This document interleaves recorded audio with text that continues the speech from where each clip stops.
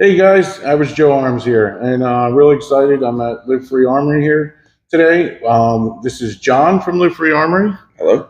and he gave us a nice little tour today. And I will start out by just saying thank you very much, John. This is a business, it is a company, and they're working, and a lot of people work here, Americans and I don't mean from America; they can be from anywhere, but. People who live here in Florida, working hard every day. So this for me is fun, but for them, this is their jobs. So we really appreciate them taking the time to show us around. We know they got a lot better things to do than talk to Average Joe Arms and Miss Average Joe Arms.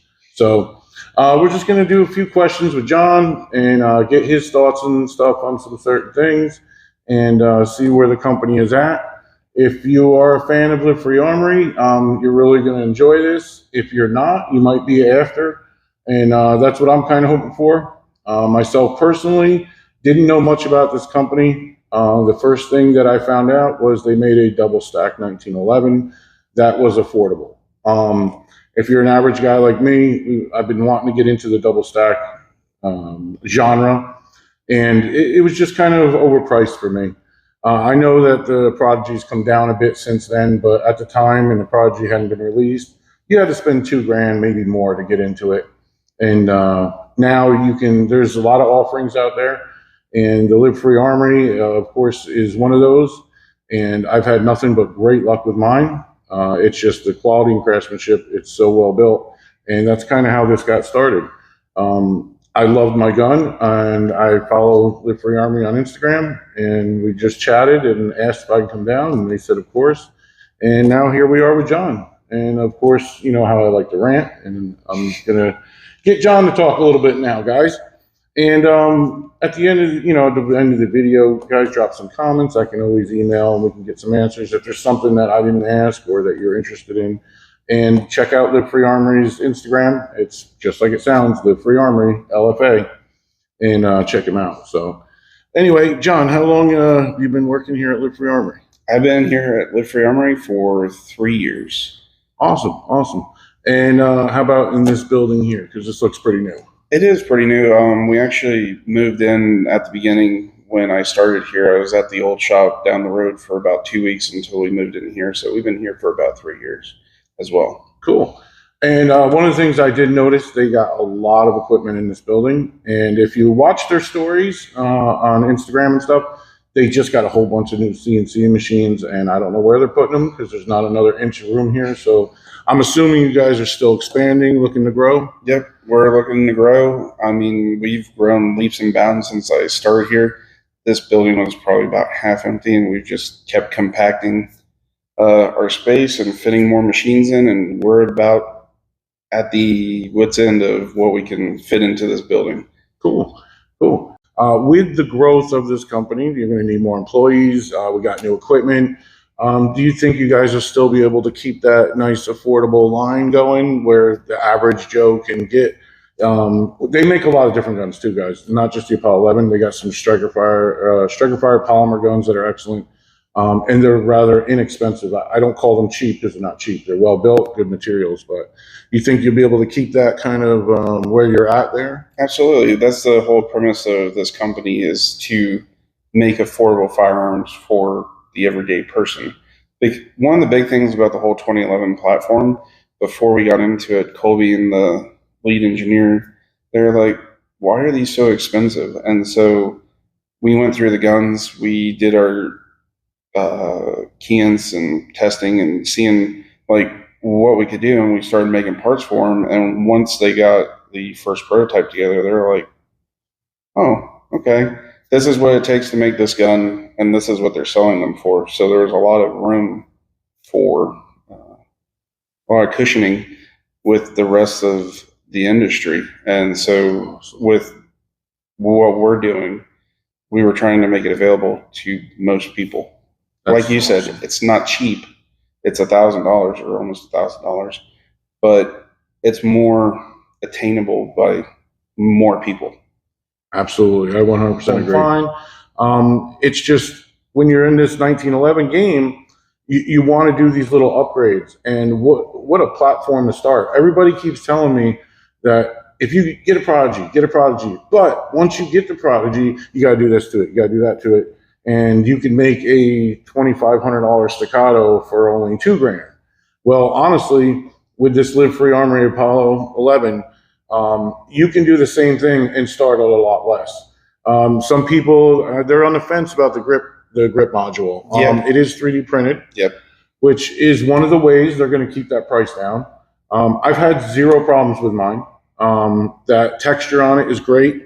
It holds my hand in good when I get a grip on it. It doesn't hurt my hand. I don't have any scars or marks from it. I like it. Of course, I think that it could be upgraded, but if you wanted to, you can upgrade that. You can do, I mean, the bull barrel on that thing is excellent. I love that. Some of these other companies are offering a little bit cheaper models, $700-800, the T-Sauce, the Mac, these guys. And if you look at them, the one thing you're going to notice right away is a lot of them don't have a bull barrel. They don't have a full-length guy rod, which the Apollo 11 does have. And these are just, I know they're little things, and if that's the price point that you need to get into, I get that. Average Joe, do what you want. I don't care. But for a couple bucks more, you get the Live Free Armory. You can pretty much put anything in it. And but there's a lot of when I ordered the magwell for it, I have a Dawson Precision magwell in mine, and that's for the STI, and it fits perfect. The Prodigy 5-inch toolless guy rod and spring is a Prodigy, fits right on the Live Free Armory.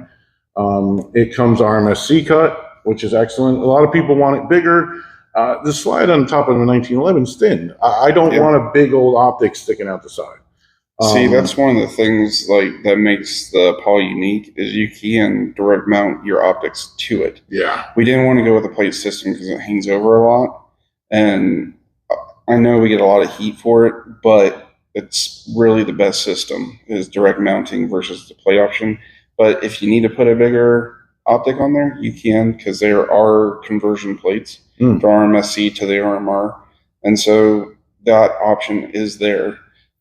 Which is excellent if you wanted to compete with it. Yep. Yeah, but for me personally, when I look at it, if you want an RMSC, it's not like one of those cuts that there's not a lot of options. There's a lot of options for an RMSC. I mean, you can go with an inexpensive Siley for $120. You can go with an EPS carry for $350 to $500, and that's the Hollow Sun. And there's a lot of companies out there making RMSC, but I do understand some people want that bigger. And if you wanted to compete with the Apollo, I don't see why you couldn't. It's something that I've been thinking about doing recently, personally. I know the USPA people are the ones that harp on the full-size optic cut. And yeah. I mean, like I said, there's conversion. Yeah. Not a lot of companies. I'll tell you what, when I was looking at the Prodigy, I'm looking at it, and it was 13, 14 something at the time. And if you get their hex, it comes with it on it already. Mm-hmm. But if you don't, you got to buy a plate. And now you're talking another couple $100 more. Staccato too. Yeah. When you look at the price for Staccato and you go, oh, it's 25. Well, remember, you need to get a plate. And then say you get that plate and then you want to change optics. Now you got to get a different plate for a different optic. So, I mean, at the price point, I just think that the Apollo 11 is, I mean, this might sound weird and I don't care if people think I'm kissing butt, but I think it's revolutionary. I really do at this price point. To get that quality of a gun. Are people going to have issues with some of them? Of course. I have friends that have $2,500 staccatos that have problems. Prodigies. One of the things that might be a myth, I don't know, maybe you've heard it. People always tell me Prodigies don't run. When you buy one, you got to do this. Even one of our best friends, Keith from the 2A boys, his son James has a Prodigy. And when I was looking at it, and he has a staccato, his son has the Prodigy. One of the things he told me was it took him a while to get that thing to run and run consistently. My Apollo 11 is run consistently out of the box. And like an idiot, my first 450 rounds, I didn't even put a drop of lube on it. I didn't. And you know what? I'm coming from the Glock world, and you guys who know me, I'm a Smith & Wesson fanboy. It's one of my things, but I love all guns. I'm not a gun snob. But John doesn't know me as well as you guys, but I think he's gonna. I love John. So, and John on camera, what the heck? He's better than any of us, and this is his first time, so I love it. But anyway, my M&Ps, that's what I was used to. You know, the cheaper guns and less inexpensive. $600 There's nothing wrong with it. No. I love it. And I bought the Apollo. I was so excited to get that thing to the range. Put the optic on it. I went to the range. I put a four or 500 rounds, maybe even 6 my first time. I forget now. And I got home to clean it, and I started watching videos on it and stuff. And everybody was saying, "Hey, you got to lube these things. You got to run them." And Yep. I'm like, "Oh my god, I didn't put a drop of lube through it. I did not. I ran it dry. I don't now. Some of you guys have watched my videos and watched me clean it and lube it. So I do it every time now. But right out of the box, that thing has ran perfect for me. But just so you guys know, they absolutely do more than the Apollo 11. Like I had mentioned, they get the Falcon and some other guns that are really nice. But they also do rifles, and in 308 and 5.56. Do you guys do a 300 blackout? No, we don't. Not right now. That's where they're gonna have to get. So we have the Battle Heavy, which is a 308, and that's about $900. I think it's on the high end of $900.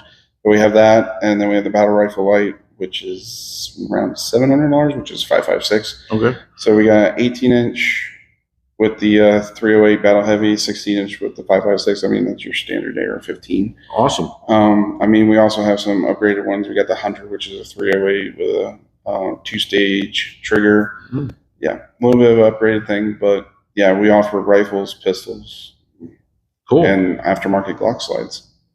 Excellent. And we're not gonna. I'm not gonna ask him any questions about stuff in the future. But I will say, when I'm in this company and I'm looking around and how they're growing and everything, I know dang well there's someone sitting in one of these rooms that he wouldn't show us coming up with some awesome stuff, some new stuff, something that's going to be cool. And I'm sure they'll bring it to you first, and I'm gonna jump on it too. I'll make sure you guys know. And just what a good company so far. Everyone I've dealt with has been excellent. And I will discuss a little bit too, their customer service. Thank God I haven't needed it. I even did this in my Smith & Wesson video. Some people knock their customer service. I've never had to deal with them. So I don't like to talk about things I don't know about. So I've never had to deal with that. But in my travels and talking to people and my experience, the one thing that whenever someone has a problem I hear online is just call them. They'll take care of everything. And we had discussed a little bit, me and John, earlier about it.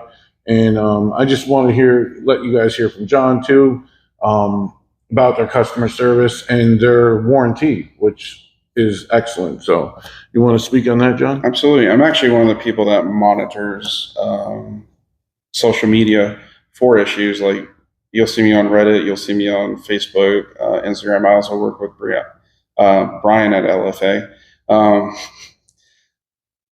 But yeah, we look for fires. We put them out where we can. People call, hey, I have this issue. Even if we don't think it's the gun, we'll still bring it in. We actually send you guys a shipping label, so you don't have to pay for shipping back to us. So we pay for shipping both ways. Gun comes in, we fix the issue, and we send it back out. We generally like to keep it about a week turnaround time, but sometimes it's 2 weeks, 3 weeks. It just depends on the issue.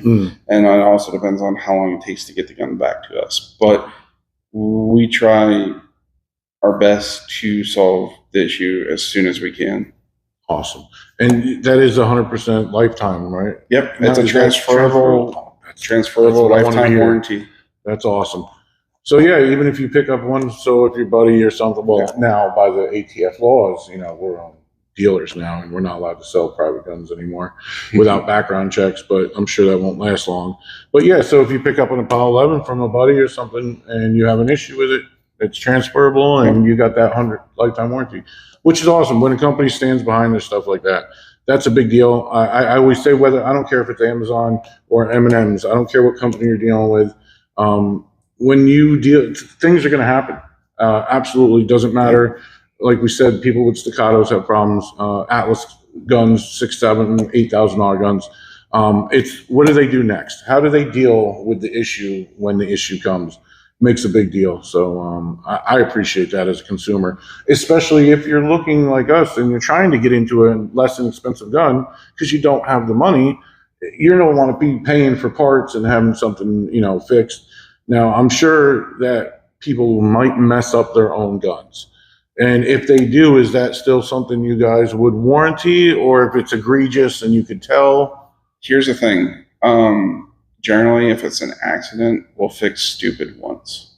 That's good for people like me. I make stupid accidents all the time. I mean, people have made accidents, like they've made major accidents. We've helped fit new uppers to their receiver sets and Cerakoted and stuff like that.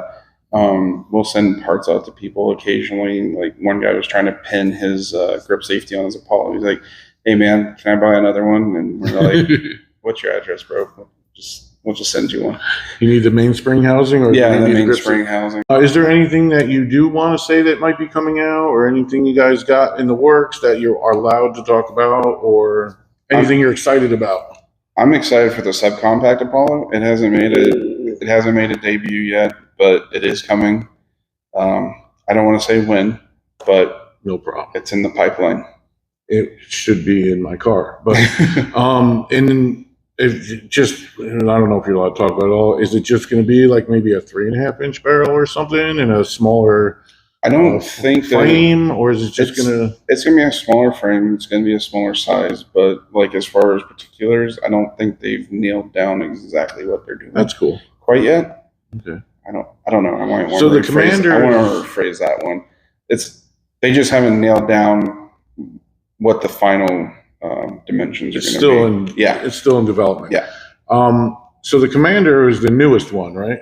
And that's the compact. The compact. Yeah, that's what 4.15 4.15. Yeah, because I have the 5-inch, which I love, and I was actually thinking about getting the Prodigy 4.4 1/4, whatever they want to call it. But I think I'm going to get the Apollo, and hopefully an FD, but I'm not sure yet. But anyway, so it's going to be obviously smaller than that. Yeah. So it'll be smaller than the 4 1/4, and usually on a carry gun, the length of the barrel, not huge. We need length of grip. So I'm assuming maybe to a 15 round in front of 17. This is just me, not him. I'm just spitballing here. But I'm really excited about that, especially considering I am a rather large gentleman, and it is carrying a full-size double stack 1911 can be a little difficult. I have to do it outside the waistband. But I'm sure if you're talking a compact, you could probably go even with appendix for you guys that don't have a belly like me, and you do want to carry appendix. Sounds awesome. I'm excited about that. I can't wait. Sounds like it'll be a little while, and that's great. But hey, I'm for it. I love innovation. I love new things, and I think this company is on the way up. And John, I really appreciate your time. Thank you very much. John's been excellent. And thank you for coming. Oh, thank you. And I'll talk to you guys soon. We're going to put a bunch of footage in here. I'm not sure where it'll be in and after.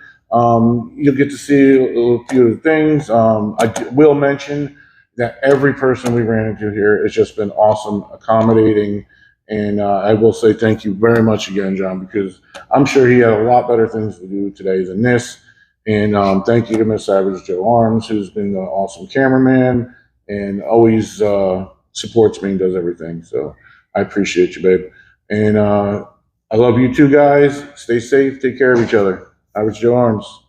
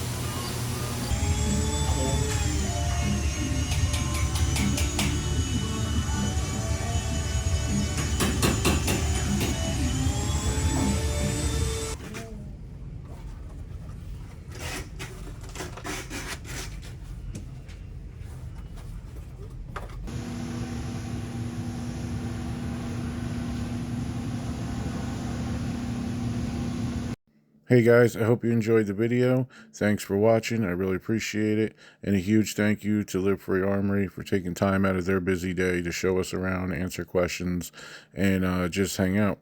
We had such a great time, and it was such a great company. And I appreciate each and every one of you. Stay safe and take care of each other. Average Joe Arms.